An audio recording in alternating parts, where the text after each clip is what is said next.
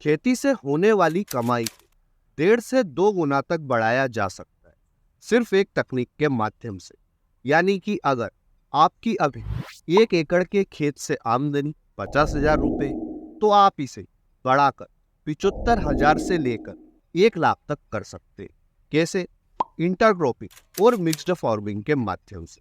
अब आपके मन में तुरंत सवाल आया होगा कि इंटरक्रॉपिंग और मिक्स्ड फार्मिंग क्या है। तो हम इस वीडियो के माध्यम से जानेंगे कि इंटरक्रॉपिंग और मिक्स्ड फार्मिंग क्या है और कैसे हमारी आमदनी 1.5 से 2 गुना तक बढ़ सकती है।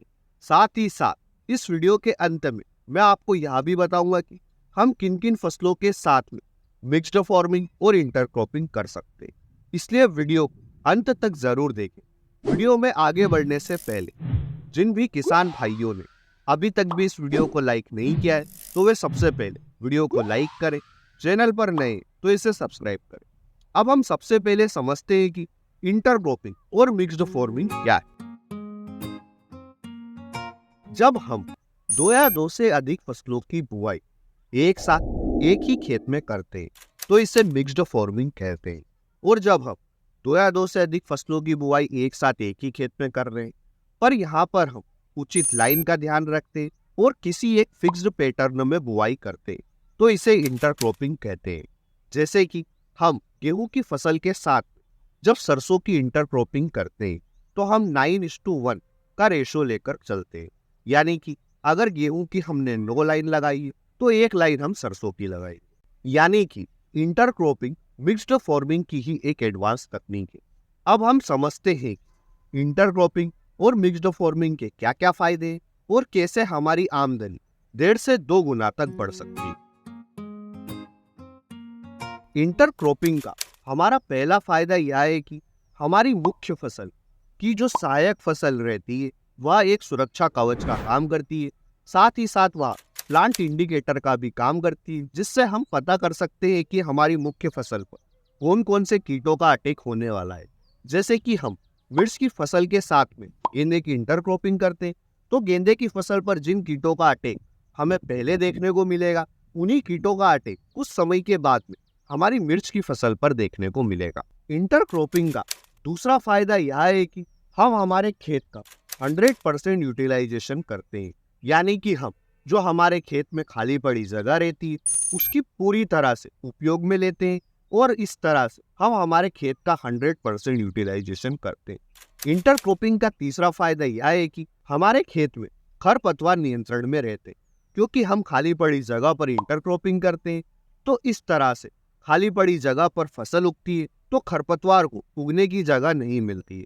इस तरह से खरपतवार नियंत्रण में भी हमें इंटरक्रॉपिंग का एक फायदा देखने को मिलता है। इंटरक्रॉपिंग का चौथा फायदा यह है कि हमें एक एक्स्ट्रा फसल के रूप में आमदनी देखने को मिलती है।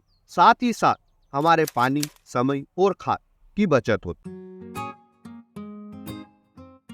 2015-16 में बांग्लादेश एग्रीकल्चर रिसर्च इंस्टीट्यूट ने मिर्च की फसल के साथ लहसुन की इंटरक्रॉपिंग की एक रिसर्च की थी, जिसके रिजल्ट कुछ इस तरह से हैं। यहाँ पर इन्होंने 3 कंडीशंस में रिसर्च की थी। पहली, उन्होंने सिर्फ मिर्च की खेती 1 हेक्टेयर में करी, जिसमें उनका उत्पादन हुआ था 15 टन।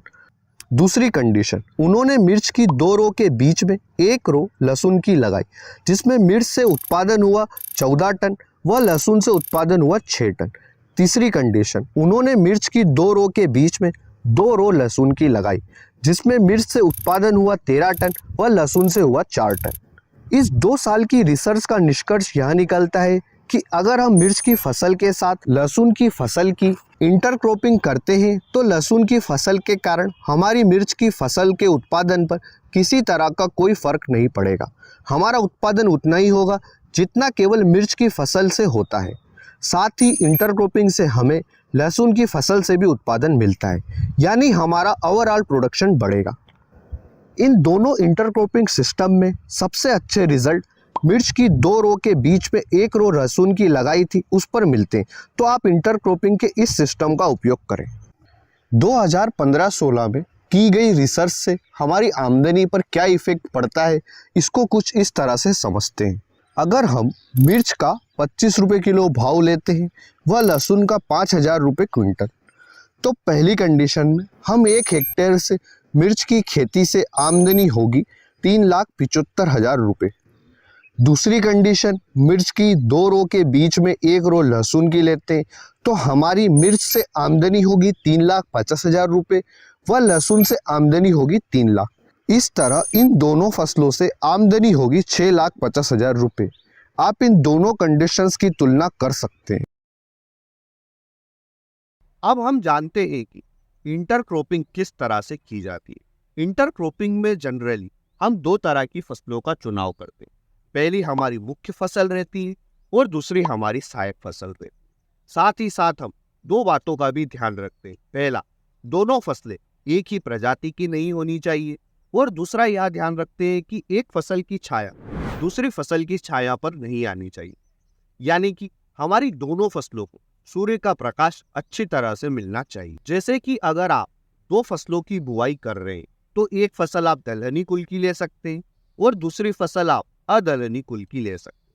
उसी तरह से जिस फसल की जड़ें मिट्टी में ज्यादा गहराई तक जाती है उसके साथ में आप उस फसल की बुआई कर सकते हैं जिसकी जड़ें ज्यादा गहराई में नहीं जाती है और ऊपर ऊपर तक ही रहती है। जैसे कि आप दलहनी कुल की फसलें जैसे कि सोयाबीन, मूंग, उड़द, इनके साथ में आप मक्का और बाजरा की इंटरक्रॉपिंग कर सकते हैं। एक बात का और ध्यान रखना पड़ता है कि हमारी दोनों फसलों की पोषक तत्व लेने की रिक्वायरमेंट अलग अलग होनी चाहिए। यानी कि जो फसल ज्यादा पोषक तत्वों को ग्रहण कर सकती है उसके साथ में हमें कम पोषक तत्वों को ग्रहण करने वाली फसल बोना चाहिए। अब हम समझते हैं कि किन किन फसलों के साथ में हम किन किन फसलों की इंटरक्रॉपिंग कर सकते हैं। इसको समझाने के लिए मैंने वीडियो को 2 सेक्शन में डिवाइड किया है। पहले सेक्शन में हम जो हमारी परंपरागत फसलें होती है उनके साथ में किन फसलों की इंटरक्रॉपिंग करें और दूसरे सेक्शन में हम समझेंगे जो हमारी सब्जी वर्गीय फसलें हैं इनके साथ में किन फसलों की इंटरक्रॉपिंग करें। तो हम सबसे पहले जो हमारी परंपरागत फसलें इनके साथ में किन फसलों की इंटरक्रॉपिंग कर सकते हैं वह समझते हैं। तो हम कपास की फसल के साथ में डॉक्टर राजीव सिंह के अनुसार कपास की फसल के साथ में आप भिंडी, लौकी, करेला, टमाटर, तुरई, लोबिया और ग्वार की इंटरक्रॉपिंग कर सकते हैं। गन्ने की फसल के साथ में आप लौकी, करेला, चना, उड़द, हरी मूंग और हल्दी की इंटरक्रॉपिंग कर सकते हैं। मक्का फसल के साथ में आप भिंडी, लौकी, करेला, चना, कद्दू और बीन्स की इंटरक्रॉपिंग कर सकते हैं। धान की फसल के साथ में आप भिंडी, तुअर, उड़द, हरी मूंग और गेहूं की फसल के साथ में आप आलू, फूलगोभी, मूली, इन फसलों की इंटरक्रॉपिंग कर सकते हैं। अब हम हमारे दूसरे सेक्शन पर आते हैं कि हम सब्जी वर्गीय फसलों के साथ में किन किन फसलों की इंटरक्रॉपिंग कर सकते हैं। मैं आपको इस वीडियो में 3 सब्जी वर्गीय फसलों की जानकारी दूंगा।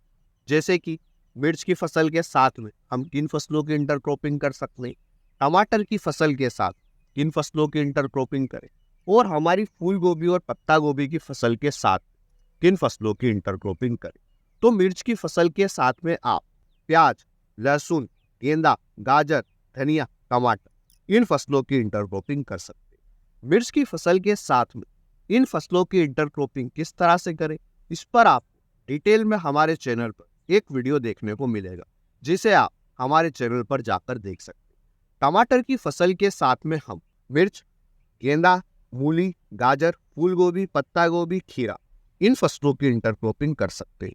साथ ही साथ आप फूलगोभी और पत्ता गोभी की फसल के साथ में मूली, मेथी, धनिया, टमाटर और बीन्स की इंटरक्रॉपिंग कर सकते हैं। इस तरह से आप इंटरक्रॉपिंग के माध्यम से जब एक फसल की जगह अपने एक ही खेत में 2 फसलों की बुआई करेंगे, खाली पड़ी जगह का सदुपयोग करेंगे और आपके समय की भी बचत होगी तो आपकी खेती से होने वाली आमदनी निश्चित ही 1.5 से 2 गुना तक बढ़ जाएगी।